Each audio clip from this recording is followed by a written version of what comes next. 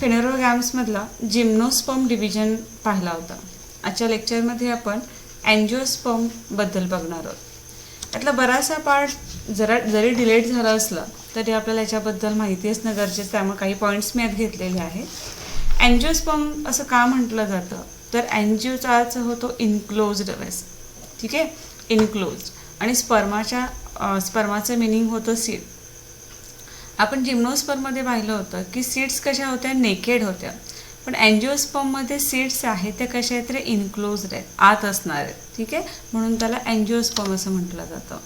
मग आता आपण जनरली जे प्लांट्स बघतो डे टू डे लाईफमध्ये, तुमच्या समोर जे झाडं असतात ती कोणती असतात रे, अँजिओस्पर्म्स असतात. आपण जिम्नोस्पर्मला काय म्हटलं होतं तर primitive group of flowering plant असं म्हटलं होतं. तर अँजिओस्पर्मला काय म्हटलं जातं, most advanced group of flowering plant. दोन डिफरन्स पॉईंट तुम्हाला झाले. पहिला म्हणजे इनक्लोज सीड आहे त्याच्या, आणि दुसरा म्हणजेच की ह्याला आपण काय म्हणतोय, most advanced group of flowering plant. Flowering प्लांटचा ॲडव्हान्स्ड ग्रुप असं म्हणतोय, ठीक आहे. दुसरा, in these plant seeds are enclosed within the fruit. आताच आपण बघितलं सीड्स कसे आहेत रे, तर फ्रूटच्या आत असणार आहे, ठीक आहे. Enclosed within the fruit. In these plants, the seeds are enclosed within the fruit, that is ovary. Angiosperm is a group of highly evolved plants primarily adapted to terrestrial habitat. Angiosperm हा असा एक प्लांटचा group आहे की जो highly evolved आहे. जसं आपण ॲनिमलमध्ये human highly evolved म्हणतोय, तसं अँजिओस्पर्म हा ग्रुप प्लांट्समध्ये कसा आहे रे, हायली इव्हॉल्ड आहे. सुरुवातीला तो कसा होता, primarily adapted to terrestrial habitat. They vary in size. प्रत्येकाची साईज मात्र कशी आहे रे, तर वेगवेगळी आहे. Angiosperm shows heteromorphic alternation of generation in which sporophyte is diploid, dominant, autotrophic and independent. इथं आपल्याला दोन प्रकारचं जनरेशन दिसतं. हेटेरोट्रॉफिक आहे, एक आहे ते म्हणजे स्पोरोफाइट, ठीक आहे. तुम्हाला व्हिडिओच्या शेवटी डायग्रामचं ते एक्सप्लेनेशन केलेलं आहे. तर हेटेरोमॉर्फिक अल्टरनेशन जनरेशनमध्ये एक आहे स्पोरोफाइट. हे स्पोरोफाइट कसं असतं, डिप्लॉयड असतं, ज्याला आपण 2N असं म्हणतो. स्पोरोफाइट हे डिप्लॉयड असतं, डॉमिनंट असतं, ॲटोट्रॉफिक असतं आणि इंडिपेंडंट असतं, ठीक आहे. बघा, अँजिओस्पर्ममध्ये आपल्याला हेटेरोमॉर्फिक अल्टरनेशन ऑफ जनरेशन दिसतं. त्याच्यामध्ये पहिलं आहे ते स्पोरोफाइट. स्पोरोफाइट कसं आहे, डिप्लॉयड आहे, डॉमिनंट आहे, ॲटोट्रॉफिक आहे आणि इंडिपेंडंट आहे. दुसरी स्टेज याची आहे किंवा अल्टरनेशनमध्ये बघणार आहे ते गॅमेटोफाइट्स. मग याच्यामध्ये मेल किंवा फिमेल, ठीक आहे. गॅमेटोफाइट्स जे गॅमिट्स तयार होणार आहेत, मेल किंवा फिमेल असणार आहेत, आणि ते गॅमिट्स जे असणार आहेत ते कसे असतात, हॅप्लॉइड असणार आहेत. बघा, स्पोरोफाइट कसे असणार आहेत, डिप्लॉइड असणार आहेत. गॅमेटोफाइटमध्ये ते कसे असणार आहेत, हॅप्लॉइड असणार आहेत, रिड्यूस्ड असणार आहेत. गॅमेटोफाइट कसे असणार आहेत, हॅप्लॉइड असणार आहेत, रिड्यूस्ड असणार आहेत, पॅरासायटिक असणार आहेत आणि कॉन्सिल्ड असणार आहेत, ठीक आहे. गॅमेटोफाइटमध्ये जे गॅमिट फॉर्मेशन आहे, हॅप्लॉइड्स असणार आहेत, रिड्यूस्ड असणार आहेत, पॅरासायटिक असणार आहेत आणि कॉन्सिल्ड असणार आहेत. याच्यानंतर बघूया आपण अँजिओस्पर्म्स हे कसे असणार आहेत, हेटेरोस्पोरस असणार आहेत. हे जे अँजिओस्पर्म्स आहेत हे कसे आहेत, हेटेरोस्पोरस आहेत. मग याच्यामध्ये आपण मगाशी बघितलं की मेलला आपण मायक्रोस्पोर असं म्हटलं होतं आणि फिमेल कोणला मेगास्पोर असं म्हटलं होतं. सेम इथंही दोन टर्म्स तुम्हाला दिलेले आहेत. मायक्रोस्पोरला आपण जनरली पोलन्स असं म्हणतो, सगळ्यांना माहिती आहे. फ्लावरच्या स्ट्रक्चरमध्ये अँथर आणि आपण त्याच्यामध्ये पोलन ग्रेन्स असं म्हणतो. ह्या पोलन्सला काय म्हटलं जातं, मायक्रोस्पोर असं म्हटलं जातं. हे मायक्रोस्पोर कुठं तयार होतात, दे आर फॉर्म्ड इन अ मायक्रोस्पोरॅन्जिया किंवा त्याला आपण अँथर असं म्हणतोय. मायक्रोस्पोर्स हे कुठं तयार होतात किंवा कुठं निर्माण होतात, मायक्रोस्पोरॅन्जियामध्ये किंवा त्याला अँथर असं म्हणतोय. They develop in a highly specialised microsporophyll or stamens, while megaspores are formed in a megasporangia or ovules born on a highly specialized megasporophyll called carpe. आता थोडंसं तुम्ही टिपिकल स्ट्रक्चर ऑफ फ्लावरचं जे टिपिकल स्ट्रक्चर आहे ते आठवण्याचा प्रयत्न करा. त्याच्यामध्ये तुम्ही अँड्रोशियम आणि गायनोशियम हे दोन त्याच्यामध्ये व्हर्ल्स दाखवले होते. मग अँड्रोशियम हा काय होता रे, male reproductive part of plant किंवा त्या फ्लावरचा. आणि गायनोशियम हा काय होता, female reproductive part of that flower. मग याच्यामध्ये फिमेल जी आहे त्या फिमेलला आपण काय म्हणतोय, मेगास्पोरेंजिया असं म्हणतोय. कारण ओव्हिल्स जे आहे त्याच्यामध्ये असणारे हे मेगास्पोरेंजिया आहेत आणि याच्यामध्ये जे स्पोर्स तयार होतात त्यांना मेगास्पोर्स असं म्हटलं जातं.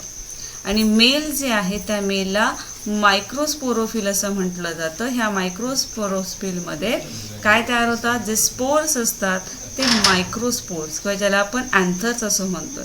ठीक आहे, त्यामुळे अँजिओस्पर्मला आपण काय म्हणतोय, हेटेरोस्पोर्स. हेटेरोस्पोर्स असं का म्हणतोय, त्याच्यामध्ये 2 प्रकारचे स्पोर्स आहेत. मायक्रोस्पोर्स ज्याला आपण पोलन म्हणतोय, मेल पार्ट असं म्हणतोय. मायक्रोस्पोर्स आहेत बघा, मायक्रोस्पोर्स हे कुठं तयार होतात, अँथर्समध्ये किंवा आपण त्याला पोलन्स म्हणूया आपण. आणि जे काही मेगास्पोरोफिल आहेत, मेगास्पोरोफिल हे स्पोरोफिल कुठं तयार होतात, तर मेगास्पोरेंजिया ज्याला आपण ओव्हिल्स असं म्हणतोय. ठीक आहे, आणि म्हणून त्याला आपण हेटेरोस्पोरस असं म्हटलं जातं. एक स्ट्रक्चर जर तुम्ही फ्लावरचं लक्षात आणलं तुमच्या लक्षात येईल बघा.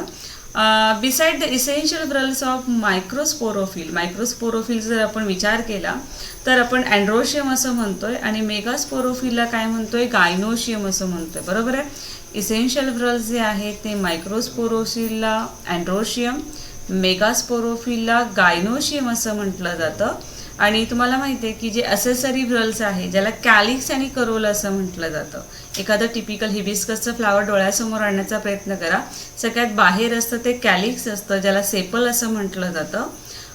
त्याच्या आत जे म्हणजे ग्रीन कलरचं ते कॅलिक्स असतं, त्याच्या पाकळ्यांना आपण करोला म्हणतो, पेटल्स असं म्हटलं जातं. मग कॅलिक्स आणि करोला हे काय तरी असेसरी व्हर्ल आहेत. तर अँड्रोशियम आणि गायनोशियम हे इसेन्शियल व्हर्ल्स आहेत कारण हे रिप्रोडक्शनमध्ये पार्ट्स घेतात. ठीक आहे, मग मायक्रोस्पोरोफिलला अँड्रोशियम असं म्हटलं जातं आणि मेगास्पोरोफिलला गायनोशियम असं म्हटलं जातं. एक स्ट्रक्चर जर डोळ्यासमोर तुम्ही आणलं तर तुमच्या लक्षात हे 4ही व्हर्ल्स येतील. मग याच्यानंतर याचा पुढचा पॉईंट आपण बघतोय. इथं तुम्हाला डू यू नो मध्ये असं विचारलं सांगितलंय. याच्यामध्ये 2 पॉईंट्स तुम्हाला ॲक्च्युली दिलेले आहेत. 2 प्लांटची माहिती दिलेली आहे. Wolffia is the smallest angiosperm. जसं आपण जिम्नोस्पर्ममध्ये स्मॉलेस्ट पाहिलं होतं तसं ओल्फिया नावाचं जे प्लांट आहे हे स्मॉलेस्ट अँजिओस्पर्म आहे ज्याची साईज 1 मिलीमीटर एवढी आहे. ठीक आहे, Wolffia is the smallest angiosperm 1 millimeter in size and Eucalyptus grows to over 100 meter. Eucalyptus तुम्हाला माहिती आहे निलगिरी. निलगिरी हे कशामध्ये ते अँजिओस्पर्म आहे ज्याची उंची 100 मीटरपर्यंत आहे. म्हणजे एक्झाम्पल डेली लाईफमधले तुम्हाला माहिती आहे सनफ्लावर ह्याला हेलियंथस ॲनस असं म्हटलं जातं. आणि झीमेस तुम्हाला माहिती आहे मका. हे दोन्ही जे काही एक्झाम्पल आहेत हे एक्झाम्पल तुम्हाला अँजिओस्पर्मचे दिलेले. ठीक आहे, अँजिओस्पर्म, हेलियंथस ॲनस ज्याला सनफ्लावर असं म्हटलं जातं, झीमेस म्हणजेच मका. ठीक आहे, मग हे अँजिओस्पर्म जे आहेत त्यांचे पुन्हा सब डिवाइड आपण केले होते डायकॉटिलेडॉन आणि मोनोकॉटिलेडॉनमध्ये. ठीक आहे, हा पार्ट तुमच्या ह्याच्यामध्ये रिड्यूस झालेला आहे त्यामुळे तो पण आपण काही घेत नाही आहे. याच्यानंतर तुमच्या पुस्तकामध्ये plant life cycle and alternation of generation दिलेलं आहे. ठीक आहे, म्हणजेच प्लांटमध्ये असणारी जी लाईफ सायकल आहे ती लाईफ सायकल कशी आहे किंवा त्याचे जनरेशन आहेत 2 ते अल्टरनेशन कसे आहेत, अल्टर कसे आहेत ते आपण बघणार आहे. याच्यामध्ये पहिला पॉईंट असा दिला आहे की हे जे प्लांट्स आहेत अँजिओस्पर्मचे प्लांट्स आहेत त्यांची जी लाईफ सायकल आहे याच्यामध्ये 2 फेजेस येतात किंवा त्यांना आपण डिस्टिंक्ट जनरेशन असं म्हणतोय. ठीक आहे, life cycle of a plant include 2 phases or a distinct generation नेमली स्पोरोफाईट. पहिली आहे ती स्पोरोफाईट. ठीक आहे, ही जी स्पोरोफाईट आहे ती कशी आहे रे, डिप्लॉइड आहे. कशी आहे, डिप्लॉइड. डिप्लॉइड म्हणजे आपण त्याला 2N म्हणतोय. आणि दुसरी आहे ती म्हणजे गॅमॅटोफाईट. गॅमॅटोफाईटला आपण हॅप्लॉइड असं म्हणतोय. लक्षात घ्या, पहिली स्पोरोफाईट जी डिप्लॉइड आहे आणि दुसरी आहे ती गॅमॅटोफाईट जी हॅप्लॉइड आहे. मग अल्टरनेशन कसं आहे बघूया. पहिल्यांदा सांगितलं की हे जे स्पोरोफाईट आहेत, स्पोरोफाईट जी पहिली फेज आहे त्या स्पोरोफाईटच्या पहिल्या फेजमध्ये काही स्पेशल सेल्स आहेत. त्या सेल कशा असतात, डिप्लॉइड सेल असतात. कशा असतात, डिप्लॉइड सेल असतात. मग यांच्यामध्ये काय होतं रे, मिओसिस होतं. कोणती प्रोसेस होते? सेल डिव्हिजनची मिओसिस प्रोसेस होते. आणि मिओसिस झाल्यानंतर इथं काय तयार होतात? हॅप्लॉइड सेल तयार होतात. कसल्या cell? Haploid cell. Diploid cell, स्पोरोफाईटमध्ये असणाऱ्या डिप्लॉइड सेल यांच्यामध्ये मिओसिस होतं आणि हॅप्लॉइड सेल तयार होतात. आता हे हॅप्लॉइड सेल काय करतात बघा. These haploid cells divide mitotically to give rise to gametophyte. ह्या जे हॅप्लॉइड सेल्स आहेत त्यांच्यामध्ये पुन्हा मायटोसिस होतं किंवा त्यांचं डिव्हिजन आहे ते मायटोटिकली होतं आणि त्याच्यापासून काय तयार होतं? गॅमॅटोफाईट तयार होतं. बरोबर आहे? बघा, डिप्लॉइड सेल मिओसिस झालं, त्यांच्यामध्ये हॅप्लॉइड सेल तयार झाल्या, हॅप्लॉइड सेलमध्ये पुन्हा डिव्हिजन मायटोटिकली झालं आणि काय तयार झाले? गॅमॅटोफाईट तयार झाले. ठीक आहे. आणि मग कालच्या लेक्चर आपण गॅमॅटोफाईट बघितलं होतं, मेल गॅमॅटोफाईट आणि फिमेल गॅमॅटोफाईट. मेल गॅमॅटोफाईट काय प्रोड्यूस करणार आहेत? तर मेल गॅमेट करणार आहेत आणि फिमेल गॅमॅटोफाईट काय करणार आहेत? फिमेल गॅमेट करणार आहेत. मग हे जे गॅमॅटोफाईट आहेत जे मेल आणि फिमेल गॅमेट्स प्रोड्यूस करतात ते पुन्हा फ्यूज होतात. म्हणजे मेल गॅमेट आणि फिमेल गॅमेट फ्यूज होतं. त्या प्रोसेसला तुम्हाला माहिती आहे आपण फर्टिलायझेशन असं म्हणतोय. ठीक आहे. मग फर्टिलायझेशन झाल्यानंतर जो झायगोट तयार होतो तो झायगोट कसला असतो? डिप्लॉइड असतो. फॉर एक्झाम्पल बघा इथं तुम्हाला दाखवते मी 2n. हा 2n काय झाला? डिप्लॉइड झाला. ठीक आहे. 2n हा काय झाला? डिप्लॉइड झाला. ज्या वेळेस त्यांच्यामध्ये मिओसिस होत आहे त्यावेळेस कसे तयार होतात? तर हॅप्लॉइड आहेत आणि दोन हॅप्लॉइड एकत्र आले की तुम्हाला माहिती आहे काय होणार आहे? 2n तयार होणार आहे. काय होणार आहे? 2n. ठीक आहे. अशा पद्धतीनं पुन्हा डिप्लॉइड झायगोट तयार होतं. It divides by mitosis to form diploid sporophyte. आता हे जे झायगोट आहे ह्या झायगोटमध्ये पुन्हा काय होत आहे? मायटोसिस होत आहे आणि मायटोसिस झाल्यानंतर पुन्हा डिप्लॉइड स्पोरोफाईट तयार होतं. म्हणजे अशा पद्धतीने ही जी सायकल आहे जी आपण सुरुवात डिप्लॉइड स्पोरोफाईटपासून केली होती. डिप्लॉइड स्पोरोफाईट मिओसिस झालं, हॅप्लॉइड सेल तयार झाले, हॅप्लॉइड सेलमध्ये मायटोसिस होत आहे, गॅमॅटोफाईट तयार होत आहे. गॅमॅटोफाईट काय प्रोड्यूस करतात? मेल आणि फिमेल गॅमेट प्रोड्यूस करतात. हे मेल फिमेल गॅमेट फ्यूज झाले की डिप्लॉइड झायगोट तयार होत आहे. हे डिप्लॉइड झायगोटमध्ये पुन्हा मायटोसिस होतं आहे आणि काय फॉर्म होत आहे? Diploid स्पोरोफाईट. The sporophytic and gametophytic generation generally occurs alternately in the life cycle of plant. This phenomenon is called as a alternation of generation. तुमच्या लक्षात आलं असेल ह्या दोन जनरेशन आहेत ते एका पाठोपाठ एक येतात. म्हणजे स्पोरोफायटिक झालं की गॅमॅटोफायटिक आहे, गॅमॅटोफायटिक झाली की पुन्हा स्पोरोफायटिक आहे. म्हणजे हे जे जनरेशन्स आहे जनरली कशा आहेत रे? Alternatively in the life cycle of plant. So आपण त्यांना काय म्हणतोय? ही जी फिनॉमिनॉन आहे ह्या फिनॉमिनॉनला अल्टरनेशन ऑफ जनरेशन असं म्हटलं जातं. बघा पुन्हा वाचते. The sporophytic and gametophytic generation generally occurs alternatively in the life cycle of plant. This phenomenon is called as a alternation of generation. इथं तुम्हाला डायग्राम दाखवली आहे बघा. Alternation of generation. इथे ही फेज आहे ती स्पोरोफायटिक आहे आणि ही आहे ती गॅमॅटोफायटिक आहे. ठीक आहे. स्पोरोफायटिक आणि गॅमॅटोफायटिक. आता इथे स्पोरोफाईट सुरुवातीला तुम्हाला 2n म्हटले आहेत का? 2n. यांच्यामध्ये मिओसिस झालं आणि काय तयार झाले बघा इथे? स्पोर तयार झाले. ठीक आहे. मिओसिस तर म्हटलंय, मिओसिस स्पोर हॅप्लॉइड झाले. इथं म्हणताना स्पोरोफाईटमध्ये 2n म्हटलं होतं. स्पोर मात्र कसे आहेत रे? 1n. कारण हे कसे आहेत रे? हॅप्लॉइड आहेत. ठीक आहे. मग हे जे स्पोर्स आहेत हे स्पोर्स पुन्हा त्याच्यामध्ये मायटोसिस होत आहे आणि काय तयार होतात? गॅमॅटोफाईट प्रोड्यूस होतात. ठीक आहे. हे गॅमॅटोफाईट काय प्रोड्यूस करतात? तर गॅमेट्स करत असतात. म्हणजे मेल गॅमेट आणि फिमेल गॅमेट. आता हे मेल गॅमेट म्हणजे हे असताना 1n ज्यावेळेस पुन्हा फर्टिलायझेशन होतं आहे मेल आणि फिमेल गॅमेटचं त्यावेळेस झायगोट तयार होतोय. हा झायगोट कसा आहे रे? 2n आहे. आणि पुन्हा ही प्रोसेस आहे ती आपण स्पोरोफाईट म्हणतोय. ठीक आहे. वरची आहे स्पोरोफायटिक फेज आणि खालची आहे ती गॅमॅटोफायटिक फेज. याला आपण अल्टरनेशन ऑफ जनरेशन असं म्हणतोय. Distinct alternation of these two generation is observed in bryophytes and pteridophytes. Actually हे ज्या दोन जनरेशन आहेत त्या आपल्याला जास्त कशामध्ये दिसतात किंवा त्याच्यामध्ये अल्टरनेशन जे आहे ते कशामध्ये जास्त दिसतं? तर ब्रायोफाइट आणि टेरिडोफाइट्समध्ये दिसतं. In gymnosperm and angiosperm, gametophyte is much reduced and exists within sporophyte. आपण जिम्नोस्पर्म आणि अँजिओस्पर्म, काल जिम्नोस्पर्म बघितला, आज आपण अँजिओस्पर्म बघतोय. याच्यामध्ये गॅमेटोफाइट हे फार कमी आपल्याला दिसतं. ठीक आहे. In gymnosperm and angiosperm gametophyte is much reduced असं म्हटलंय आणि जास्त आपल्याला काहीच and exit within a sporophyte.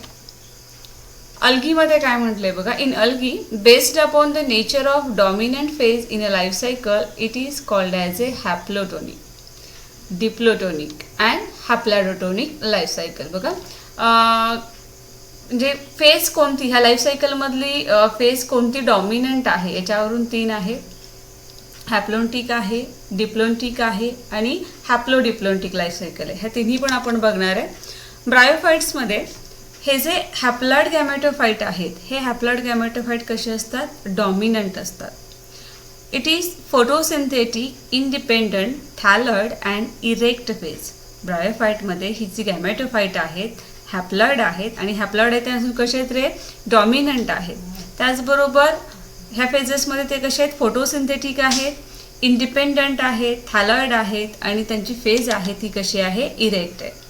Sporophyte जी आहे ब्रायोफाइटमध्ये, स्पोरोफाइट आहे ही कशी आहे रे, शॉर्ट लिव्ड आहे, कमी कालावधीसाठी, मल्टीसेल्युलर आहे and depend totally or partially on gametophyte. बघा गॅमेटोफाइट ब्रायोफाइटमध्ये कसं आहे, इंडिपेंडंट आहे, स्वतंत्र आहे. ठीक आहे.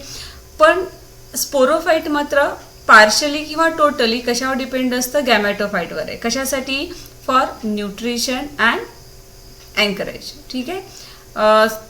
पोषण किंवा त्यांना आधार मिळावा यासाठी स्पोरोफाइट हे टोटली किंवा थोड्याफार प्रमाणामध्ये गॅमेटोफाइटवर डिपेंड असतात. आता टेरिडोफाइटमध्ये बघूया. Wear as in pteridophyte sporophyte is dominant. याच्या उलट टेरिडोफाइटमध्ये स्पोरोफाइट कशी आहे, डॉमिनंट आहे, इंडिपेंडंट आहे, वॅस्क्युलर प्लांट बॉडी आहे. आणि जे गॅमेटोफाइट आहेत ते गॅमेटोफाइट कसे आहेत रे, हॅप्लॉइड आहेत, मल्टीसेल्युलर आहेत, जनरली ॲटोट्रॉफिक अँड शॉर्ट लिव्ड. मग असे आपण स्पोरोफाइट शॉर्ट लिव्ड म्हणलो होतो ब्रायोफाइटमध्ये. इथं गॅमेटोफाइट कसे आहेत, शॉर्ट लिव्ड आहेत. It alternate with A sporophyte. याच्यानंतर आपण टाईप्स ऑफ लाईफ सायकल बघतोय. एकूण 3 प्रकारच्या लाईफ सायकल आपण याच्यामध्ये बघणार आहेत. पहिली आहे डिप्लोन्टिक, दुसरी आहे हॅप्लोन्टिक आणि तिसरी आहे हॅप्लोडिप्लोन्टिक. ठीक आहे. त्यातली पहिली आपण बघतोय डिप्लोन्टिक. आता डिप्लोन्टिकमध्ये तुम्हाला शेजारी डायग्राम दाखवलेली आहे. ॲनिमल्समध्ये, मोस्ट ऑफ द ॲनिमल्समध्ये आपल्याला ह्या प्रकारची लाईफ सायकल दिसते. डिप्लोन्टिकमध्ये काय म्हटलंय बघा. Here mitotic divisions occur only diploid cell. डिप्लोन्टिकचा अर्थच काय, हे तर मायटॉटिक डिव्हिजन जी आहे ही डिव्हिजन फक्त कशामध्ये दिसते, डिप्लॉइड सेलमध्ये दिसते. Gametes form through the meiosis are haploid in nature. पहिल्यांदा गॅमिट्स तयार होतात. हे गॅमिट्स तयार होत असताना जी प्रोसेस असते ती प्रोसेस असते मिओसिस. आणि हे जे गॅमिट्स असतात ते कसे असतात, हॅप्लॉइड असतात. कसे असतात, हॅप्लॉइड. ठीक आहे. सेल आधी घेताना आपण कसली घेतोय तर डिप्लॉइड आहे. कसली सेल आहे, डिप्लॉइड. ज्यावेळेस मिओसिस होतं आहे त्यावेळेस गॅमिट्स फॉर्म होतात. ते गॅमिट्स कसे असतात, हॅप्लॉइड असतात. आणि ज्यावेळेस पुन्हा हे गॅमिट एकत्र येतात त्यावेळेस काय तयार होतो, डिप्लॉइड झायगोट तयार होतो. हा झायगोट पुन्हा डिवाइड कसा करतो, मायटॉटिकली करतो. तुम्हाला माहिती आहे मायटॉसिस आणि मिओसिस मधला फरक. हे जे झायगोट आहे हे झायगोट आता कसं झालं, डिप्लॉइड झालं. सेल डिप्लॉइड होती, गॅमिट्स हॅप्लॉइड आहेत, गॅमिट्स युनियन झाले की पुन्हा डिप्लॉइड झायगोट तयार झालं. डिप्लॉइड झायगोटमध्ये डिव्हिजन आहे ते मायटॉटिकली होत आहे. In this process production of multicellular diploid organism और in the production of many diploid single cell take place. For example, animal. Diplontic ही जी प्रोसेस आहे किंवा ही जी लाईफ सायकल आहे ही कुणामध्ये दिसते, ॲनिमलमध्ये दिसते. तुम्हाला इथं दिसते बघा. इथे तो वरची दिलेली आहे ती एन म्हटलंय. एन म्हणजे इथं तुमचे काय असणार आहे, हॅप्लॉइड आणि इकडे 2N म्हणजेच काय असणार आहे, डिप्लॉइड असणार आहे. मग इथे सुरुवातीला डिप्लॉइड मल्टीसेल्युलर ऑर्गॅनिझम असं म्हटलंय. याच्यामध्ये मिओसिस प्रोसेस बघा, मिओसिस प्रोसेस झाली. मिओसिस प्रोसेस झाली की काय तयार झाले, गॅमिट्स तयार झाले. बघा ही डिप्लॉइड मल्टीसेल्युलर ऑर्गॅनिझम. इथं मिओसिस झालं. मिओसिस झालं की गॅमिट्स फॉर्म झाले. गॅमिट्सचे इथं फर्टिलायझेशन झालं, फर्टिलायझेशन झाले की झायगोट तयार झाला, झायगोट पुन्हा कसा डिवाइड होणार आहे, मायटॉसिस प्रोसेसने. ठीक आहे, ह्याला डिप्लोंटिक लाईफ सायकल असं म्हटलं जातं. याच्यानंतर सेकंड आहे ती म्हणजे हॅप्लोंटिक. हॅप्लोंटिक लाईफ सायकल कशी म्हणू शकतो आपण बघा. हॅप्लोंटिक सिंगल सेल और मल्टी सेल दोन्हीमध्ये आपण बघणार आहे. Mitosis occurs in haploid cell. Actually असताना सेल कशा असतात, ह्या हॅप्लॉइड होतात. डिप्लोंटोनिकमध्ये आपण काय म्हटलं होतं, सेल असताना कशा असतात, डिप्लॉइड असतात. इथं मायटॉसिस जे होतं आहे सुरुवातीला, ते मायटॉसिस कोणत्या सेलमध्ये होतं, हॅप्लॉइड सेलमध्ये होतं. It result in the formation of a single haploid cell or a multicellular haploid organism. आता इथे मायटॉसिस झाल्यानंतर काय होतं तर सिंगल सेल, मायटॉसिसमध्ये तुम्हाला माहिती आहे की ओरिजिनल सेल आहे त्या पद्धतीनं 2 डॉटर सेल तयार होतात. मग ह्या ज्या सेल तयार होणार आहेत, ह्या सेल कशा असणार आहेत, हॅप्लॉइडच असणार आहेत. ठीक आहे. This form produce the gamete through mitosis. इथं गॅमिट्स तयार होतात, पण गॅमिट्स तयार होतात ते कोणत्या प्रोसेसने होतात, मायटॉसिस. आतापर्यंत आपण काय शिकलो तर बाय मिओसिस प्रोसेसने काय होतात, गॅमिट्स तयार होतात. पण इथं मात्र जे गॅमिट्स तयार होतात ते गॅमिट्स कशामार्फत होतात, थ्रू मायटॉसिस. ठीक आहे. Zygote is form after fertilisation. Fertilisation झाल्यानंतर काय तयार होतं आहे, झायगोट तयार होतं आहे. This cell is the only diploid cell in the entire life cycle of organism. इथं ही जी सेल आहे या सेलमध्ये ही एकच अशी सेल आहे की जी डिप्लॉइड आहे. पूर्ण त्याच्या लाईफ सायकलमध्ये ही एकच सेल असते जी कशी असते रे, डिप्लॉइड सेल असते. This cell is the only diploid cell in the entire life cycle of organism. Thus, the same zygotic cell later undergoes meiosis. आणि मग ही एकाच ही जी सेल आहे ह्या सेलसारख्या ही जी सेल तयार झालेली आहे झायगोटिक सेल आपण म्हणतोय, ह्या सेलमध्ये पुन्हा काय होतं, मिओसिस प्रोसेस होते. ह्याच्यामध्ये एक्झाम्पल काय लक्षात ठेवणार, अल्गी आणि फंगी. ठीक आहे. याच्यामध्ये जे लाईफ सायकल आहे त्याला हॅप्लोंटिक लाईफ सायकल असं म्हटलं जातं. आणि तिसरं आहे ते म्हणजे हॅप्लोडिप्लोंटिक.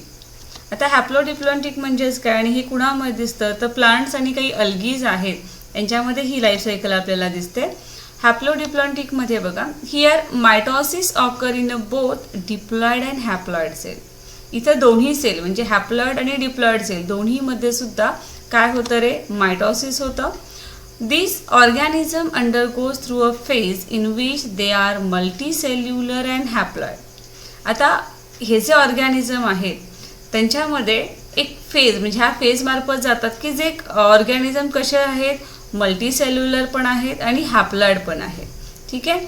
And a phase in which they are multicellular and diploid. म्हणजे जर मल्टीसेल्युलर आणि हॅप्लॉइड असतील तर त्याला आपण गॅमेटोफाइट असं म्हणणार आहे.